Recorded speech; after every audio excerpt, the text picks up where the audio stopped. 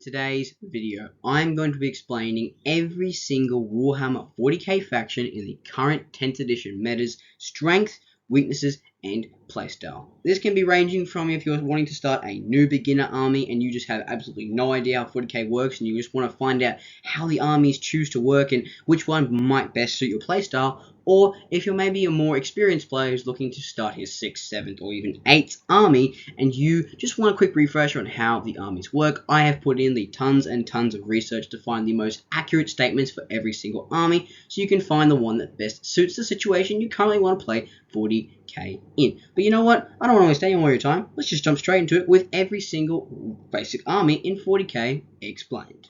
Now, before we jump into the exact basic analogy of every single army so you can find the best one that suits your playstyle, I'm going to give you a quick guideline to this guide so you know exactly what to expect in terms of each presentation slide individually and what value you're going to be actually getting out of it, and how to process the information correctly so it doesn't just fly over your head when I'm explaining it to you. The first is going to be that I am not going to be explaining individual army tactics and advanced tournament-based strategies along with individual army-heavy lore sets. The reason being is because if I was, this video would be hectically way too long and take way too much time to generally create. So in terms of tactics or lore, I'm going to be giving you the very basic rundown so you can get a very good grasp of how they play into the tabletop and how they play into the lore. Basically, I'm not going to be giving you the very best strategies of how to win tournaments with them, and I'm not going to be explaining to you how they affected the war in heaven. Now, in terms of the factions I talk about, some of them I actually haven't had the experience of playing against. Some of the information I give based on strengths, weaknesses, tactics, and playstyles might be simply based off an experiment, or not experimental, but simply an informational and research-based background. So some of the information I give might not be entirely correct or 100% correct in terms of competitive or tournament-based play, but will definitely serve the players who are looking at starting their very first army and getting kickstarted in their 40k journey. So if I don't really specifically talk about a very in-depth strategy, remember, I might not have played against some of these armies and might not have the full grasp on their experience, but I do understand the very basics and very fundamental ways of play for every army in 40k. Gets considering why I'm making this video. And just to wrap it all up so you can just get the quick analogy is that I'm just basically going over the basics, explaining the army's fundamentals, and a few couple of tactics you can use with their units so you can get started with your very first 40k army. But yeah, that's basically just the quick guideline. Now let's just jump straight into every single 40k faction, starting off with the human side of things. Now, before we talk about the Imperium and every single faction accompanied with them, I want to go into a very specific section of them which involve the Marines, or the Space Marines. You see, the Space Marine faction actually spreads itself out through many different factions, in term which every single faction have its own little spicy taste of what Space Marines can actually do, and in turn, all of the factions that represent the Space Marines share the exact same army rule and can share units in between different factions, all while still providing their own personal custom-based and private units that you can use in that term of faction, and each giving their own special detachment rule you can choose to take. But after all, every single faction in Space Marines are easily able to take the regular Space Marine detachment. But let's just jump straight into it with what exactly are the Marines and how these super enhanced super soldiers can play into 40k. The very first Marine faction I'm going to be talking about is the Space Marines, or the poster boys of 40k, the super enhanced super soldiers who are sent out to fight the most epic of battles, whether this be through the mass numbers of Xenos or the dreaded forces of the Chaos. They are sent out there with massive amounts of chain blades and bolt blasters to elite armies of dreadnoughts and terminators to deal with whatever the forces of the Emperor is required them to do.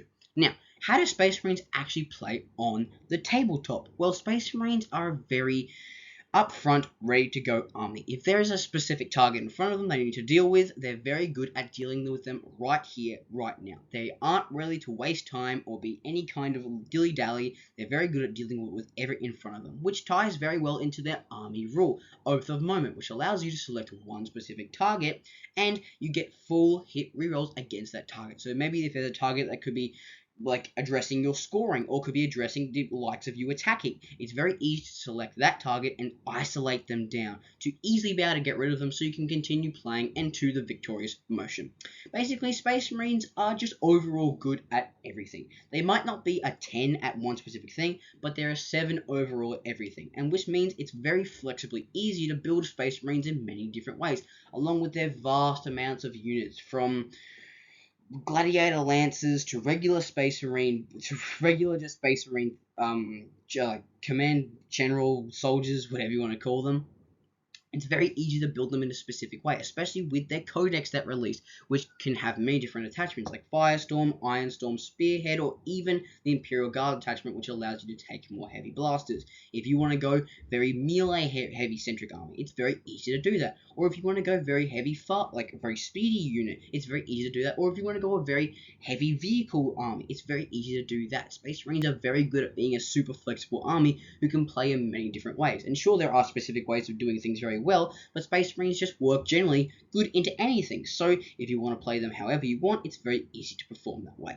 And Space Marines are also a very good beginner army. So if you're kind of worried about painting or building, or you don't really know like how to construct, or you don't really want to kit bash, or you don't really want to get like into all the complex designing and hard building, it's very easy just to start Space Marines off, as they have a lot of smooth edges and a lot of basic one coat, one base color armor that you can just jump straight into, and it's very easy to paint your army whatever color you want, as like I said, they're usually one color, as you might see in the units of the background. And another thing is that Space Marines are always changing, so if you like a very adaptable list, you can play in many different ways in terms of, okay, one day we're here, then the next day we're here. It's very easy, because they're an elite unit especially, to collect a whole bunch of them and constantly be switching out tactics to fool the enemy whatever ways possible. But that is the strength of Space Marines. Now, what are some of the weaknesses they may carry with them? And one of them is going to be they don't have a core strength. Now, like I said, they are a 7 at everything, but they're not specifically a 10 at anything. So not having a very core strength can be very hard to go against a very specific situation. If your army needs to be really good at shooting in a very specific situation, sure, they can be okay, but it's very hard to designate a very specific circumstance where Space Marines can do very, very well instead of just very well. So it can get annoying in terms of if you need to outperform someone, it can be quite hard to do that, but Space Marines generally overall are good at everything, so they have usual workarounds for the terms of that. Now, they also did take quite a big nerf recently in terms of their Oath of Moment ability, which is no longer full hit rerolls and full wound rolls, it's just now full hit rerolls, so that can be annoying in terms of dealing with a specific target very well, as it's just honestly gotten worse, and now it's harder to deal with a unit that might be really annoying in circumstances. And they don't really have a lot of invulnerable saves, so AP does hit quite hard in terms of their characters, so they do give up assassinate a little bit in terms of the characters you need to give. But that's Space Marines in a nutshell. Basically, a very elite focused army that's going off a very run you down and destroy you playstyle, who's going to be in your face, dealing with specific characters at specific times, and being a generally broad flexible army who can be built in many different ways. But who is the next Space Marine faction that we're going to be talking about? The second Space Marine faction that we're going to be talking about is going to be the Black Templars, or as I call them, the Horde Marines. Basically, the Crusader-style Space Marines who go out on mass amounts of units, who lead the galaxy with large crusades and swear codes of vows and go against very specific vows, like I said, and take on different armies, whether that be through Chaos or Xenos, with vast amounts of Crusader-style units. But how do they play into the actual tabletop? Well, Black Templars are a very horde, melee-focused army. They love trudging up the board with hundreds, or not hundreds, but large quantities of units like Crusader squads, or maybe some regular Space Marines, and just dealing tons of melee damage when they lock in combat with their special abilities, and having fantastic like basic champion and character units like the High Marshal or the Castellan, who can just really help deliver the melee punch with whatever units you're going to be taking.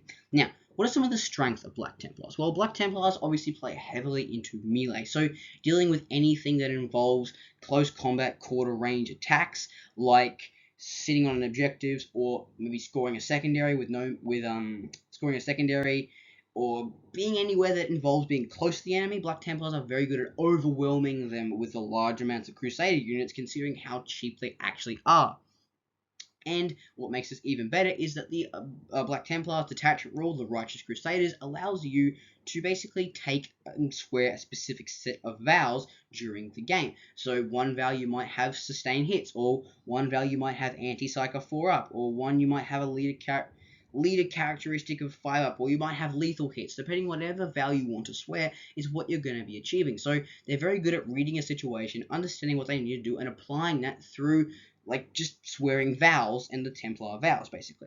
Now, another good thing about them is that they can basically lock the enemy in combat. Like I talked about before, they're very good at the melee side, so being able to lock the enemy in combat and preventing fallbacks is fantastic, especially when you've got the Crusaders plus the High Marshal.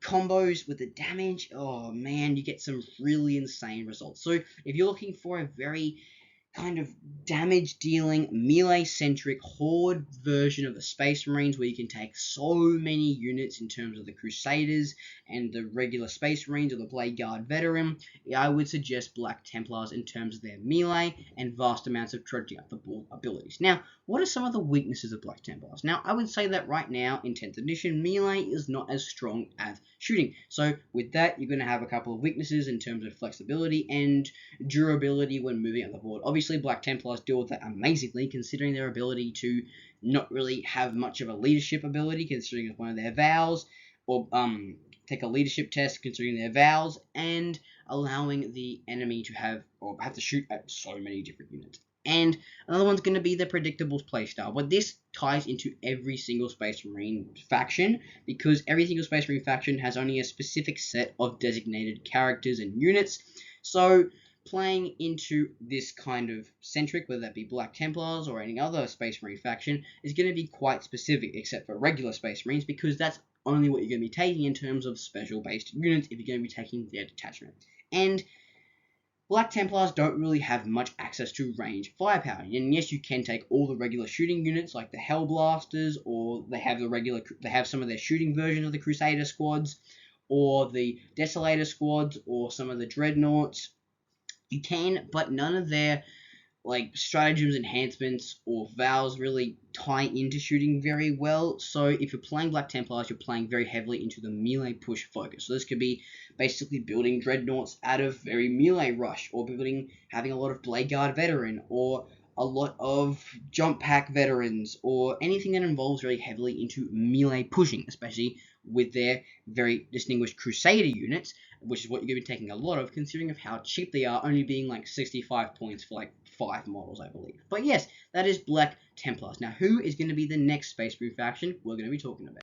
The next Space Marine faction we're going to be talking about is going to be the Blood Angels, or as I call them, the Jet Jump Pack Joyriders. Basically, the Space Marines who have the potential to fall to the Black Rage, driving them to absolute madness in the battlefield, slashing through anything and eventually leading to their demise just through general combat wounds, and followed by their large numbers of Sanguinary Guard, whose entire purpose is to protect the Primarch of the Sanguinaire. But how do the Blood Angels work in terms of tabletop? Well, the Blood Angels, which are quite cool, I believe, play heavily centric into jump packs. So they love flying around the board with vast amounts of their own individual units, like the Sanguinary Guard or the Death Company, followed by the large, like some of their good champions, like even the Sanguinaire himself, or the Priest with Jump Pack, or Commander Dante, allowing you to just get in the enemy's face really fast and start doing some heavy melee damage followed along.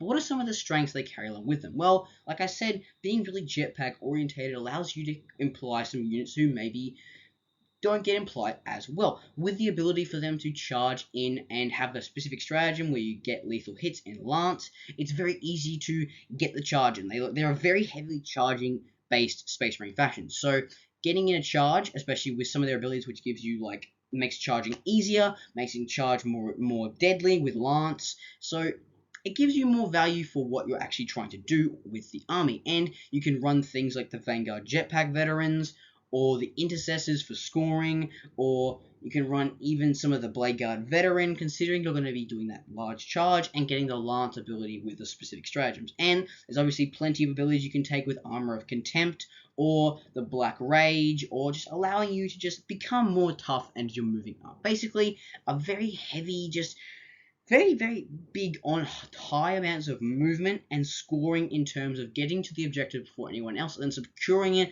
if any enemy gets in range as a big old charge, and doing a bunch of damage along with the charge. And what's really, really cool is a lot of their units tie really well with the general theme. So the Sanguinary Guard, or the Sanguinaire, or Commander Dante, or the Priest with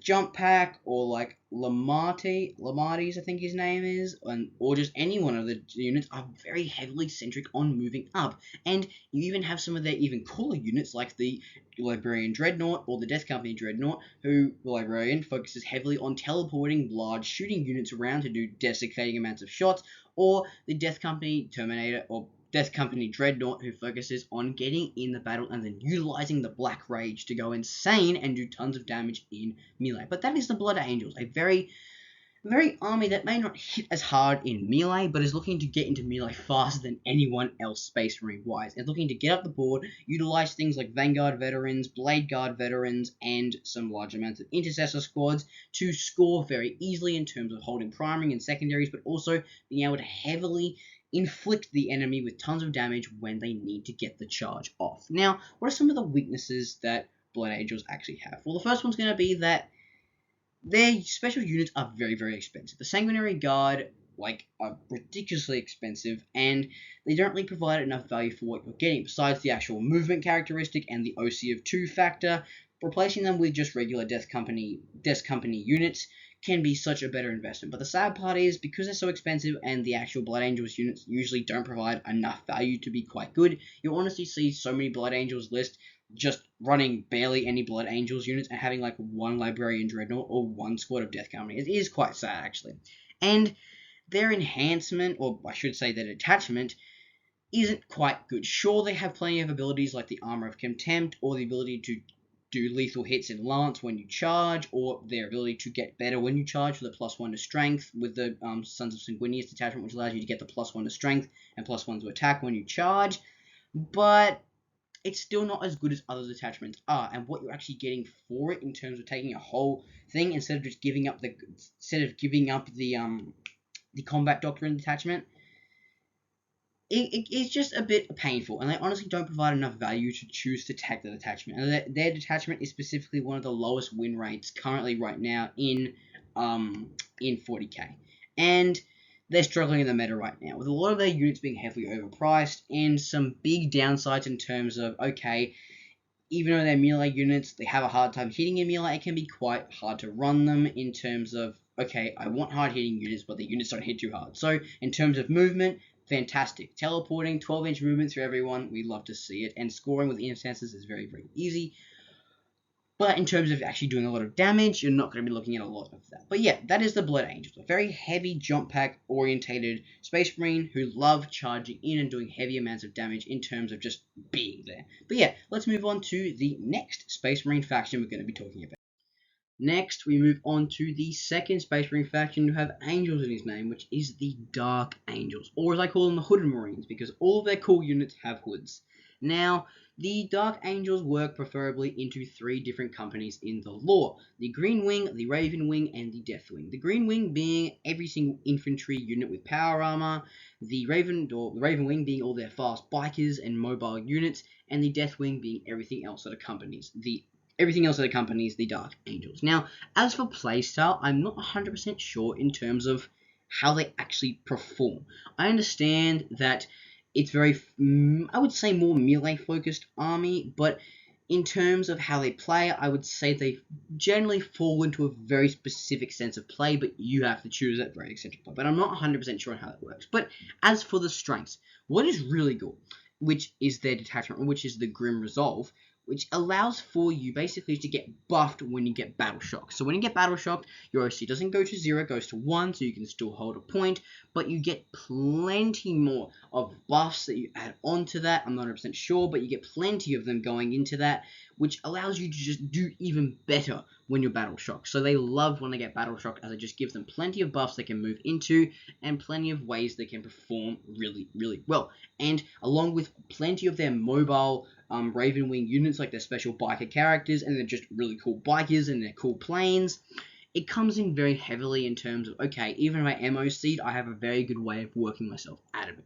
Next, the companies that they work into are very good as well, because in the actual game itself, you can split yourself up into that. So if you want to run fully infantry units, it's very easy to run yourself with infantry units. If you want to run full biker units, it's very easy to do that as well. Or if you want to run full Deathwing, you can do that as well. Or if you want to combine all three of them into one big long line list of scary Dark Angels, you can do that too. Now they have some really actually cool units in their in terms of the Deathwing Knights, which is their Terminator unit, or the Ravenwing Bikers, and they have a really cool Primarch, which other factions don't have, which is a Primarch, which is the Lion, who has the Emperor's Shield and can basically just like negate damage and do tons of melee focused fire when in any form of that. So I would highly suggest that Dark Angels, in terms of explaining them, with some of their Terminator Knight units and their mass amounts of Ravenwing Bikers, you can really position yourself in a way to be able to sit in an objective and then hold it even if you are battle shocked. So it's a very good chance at being a strong, tough-ish unit that can take a lot of damage and build yourself in many different ways, and or go very specific or go very heavy into one general way. Now, their weaknesses is that, once again, their attachment isn't too good. And I don't really believe past that they don't really have many weaknesses. I believe Dark Angels play really well right now, especially with their Primarch of the Lion, and the ability to take multiple different terms of Battle Shock, which is a really annoying mechanic in 40k already. They generally play really well. So if you're looking for a Space Marine faction that is very good at dealing with Battle Shock and can play very heavily into 3 specific ways or go very eccentric into all of them, I would highly recommend Dark Angels. But let's move on to the next area of who we're going to be dealing with. Now we move on to the amazing, and actually probably my favourite Space Marine faction, which is going to be the Death Watch, or as I call them, the Xenos Eradicators. Basically, the Death Watch serve to simply eliminate all Xenos threat in the galaxy, and are called upon when the greatest threats are opposed against the Space Marine Corps, or the Marine Corps, or the Emperor himself. Basically, you are called to arms to serve the Death Watch with your own personal branding, whether that be Imperial Guard, or White Scars, or Raven Wing. You wear your detachment, you wear your like sign, your logo on your left shoulder, and then you continue to fight for the Death Watch. You serve in the Death Watch to eradicate the Xenos threat with your large amounts of shooting, powerful rocket launchers, and blaster weapons, and then once the threat is eradicated and you served your time, you then go back to your regular Space Marine Corps detachment faction or whatever. Now, as for the play style, I would say that Death Watch play very well into positioning and then shooting. Very good with things like teleportation, fast movement, with their own personal biker units, and getting in a certain position and then blasting the heck out of the enemy. Now, some of the strengths that carry in with them is going to be that because you can bring in all the kind of different armies, you can do this with every single faction, but it very heavily centrics the way of shooting. So it's very easy to bring in kind of like anything. So what's cool is that if you want to paint your army like of different colors in different schemes, you can do this with Death Watch, because you can paint them with their specific shoulder, or you can just paint them with their entire armor, and you can have this cool like colorful rainbow effect going on in your army. And it's pretty cool if you want to be kind of like cool with the way you position your colors in terms of who's going to be coming in your army, who's going to be serving the Death Watch while you're playing them. Another one's going to be that they have very big shooting buffs. Their ability to get their armor with the armor of content, I believe, and then allowing you to get the -1 to AP effect, and having the teleporting stratagem, which allows you to teleport in 9 inches away, is super good for setting up in a fantastic amount of precision fire. perfectly tying in with their detachment rule, which allows you to pick a certain kind of way of play, whether that be through selecting precision, like lethal hits, sustain hits, or whatever you need for your shooting to be better at the situation you're in. So suddenly you need to get assassinate, you can assign precision. If you need to do more attacks, you can assign sustain hits. So kind of like the Black Templar's vows, it's very easy to move in there and kind of assign your army a specific sense in every command phase, and then act upon that accordingly, depending on like stratagems or secondaries or whatever you need to score. Next, they have some really cool units. Example with their Kill Team Cassius, which allows you to build your own custom version. So you could have one jetpack unit, 3 bikers, and a couple of shooters, or you could have 5 jetpack units, 2 shooter units, and a bunch of bikers. You could have a bunch of really close combat weapons and 1 jetpack unit. Whatever you want to build, you can customizably build your Kill Team Cassius however you really want. And then you've got the other units like the Watchmaster and the Corvus Blackstar, which just ties really heavily into the idea of shooting and gives the Death Watch a little bit more melee with the actual Watchmaster's spear himself. And they have some really actually nice, I would say some pretty good stratagems and enhancements in terms of what you need to do with the army, allowing you to get that 9-inch teleport and getting the AP penetration +1, and then getting all the buffs with the detachment rule, whether it be precision or lethal hits, whatever you need. It can be really good for positioning yourself in a certain way and then scoring really easily, especially if you need to assassinate or behind enemy lines. It's very easy to get in there, choose precision, and then just do tons and tons of damage no matter where, especially with their large variety of shooting units you have, like some of their biker units, the Corvus Blackstar himself, and the kill teams in the ways you can build them, and like some of their some of their Terminator units are also pretty good, but it's not probably as good as other units. And I would say just because of that, it's really hard to deal with line of sight with them. Similar to how with a teleportation unit, especially this kind of how it goes heavily into shooting with big guns, it can be quite annoying to deal with a teleportation factor, especially if you're moving in a dreadnought, or you're moving in a rhino with a large carrier of like Kill Team Cassius, or just regular Space Marines or Space Marine Eradicators. You can teleport them in and then simply assign precision and then do tons and tons of damage into scoring whatever you need, or do tons of blast damage with your shooting factors. But what are the weaknesses that tie along with Death Watch? And it's going to be that the detachment is still not as good as the original one. They're still not as good as the Gladius Task Force, and you need basically to choose that you need to have better than the Gladius Task Force, which the Death Watch detachment is not. And plus that, they don't really have many weaknesses. They play really well into meta in terms of their ability to teleport and score really easily and not have to get line of sight, and the cover factor doesn't really affect them much because of the ability to teleport, and I think you can ignore cover with one of their assignment sheets, but I wouldn't be 100% sure with that. But yeah, that's a Death Watch. I very really heavily ties into shooting with big and more like devastating weapons, getting that minus AP to 1, and positioning yourself in a certain way to absolutely eradicate the enemy with firepower. So if you like that idea and you like that version of playing Space Marines, then you can easily jump into the Death Watch. The last Space Marine faction we're going to be talking about is going to be the Space Wolves, or the Vikings in space. These guys basically have been infected with wolf DNA inside their gene seed and are slowly turning into savage beasts, basically making them horrifically good in melee combat, fighting with frost weapons and being led by Logan Grimnar against many different combat threats, and riding massive Fenrir wolves, and going up against their historic foe of the Thousand Suns. Now, how do Space Wolves actually play inside the tabletop? Now, Space Wolves basically play very heavily into complete task, get buffs, and then charge and do crazy damage. With the detachment rule, which allows them, basically the Champions of Rust, which allows them to give characters to complete sagas. Once the characters complete sagas, the units inside that basic army get buffs. So if your characters slay big monsters, your characters or your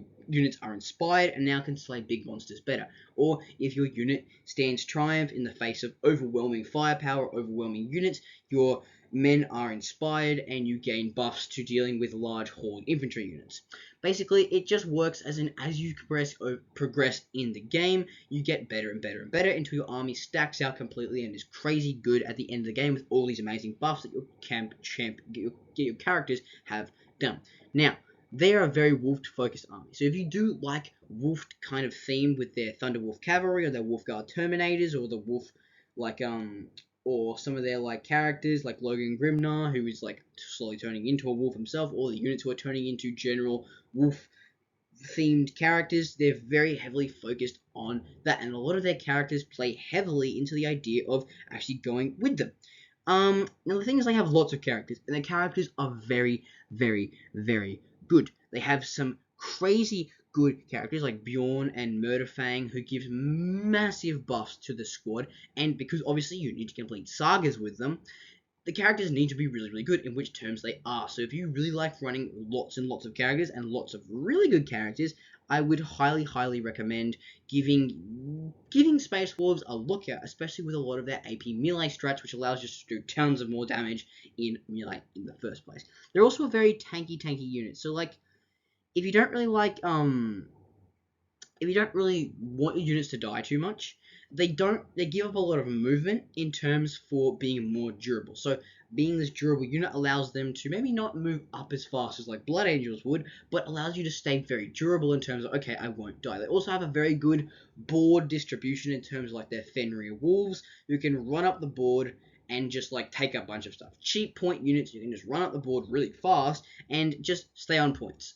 And along with their characters of sagas, meeting in close range combat, which is what they really want to do, is going to be the best thing for them, especially when things like Murderfang or Logan Grimnar get in combat.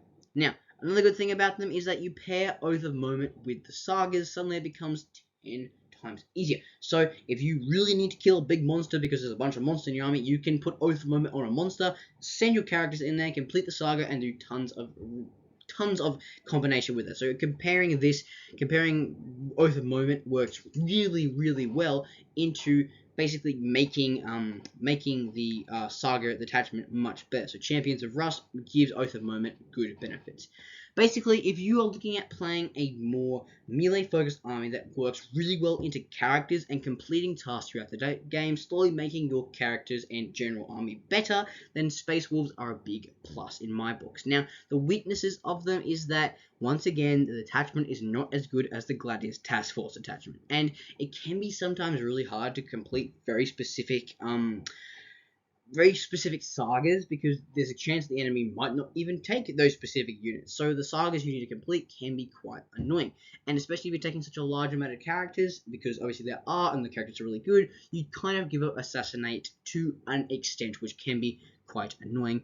And you can lack supportive shooting. You can take Dreadnoughts, you can take the Eradicators, you can take all the shooting units, but in the end, the Hellfire and all that, the detachment doesn't really go into them very well, and what you're building for is more for the champion side of it. So if you don't really want to go with shooting, they don't really play well with that. But yeah, that is Space Wolves, and now we're going to move on to the rest of the Imperium, as we've finished all the Marines, and now we're going to go into what exactly does the rest of Imperium have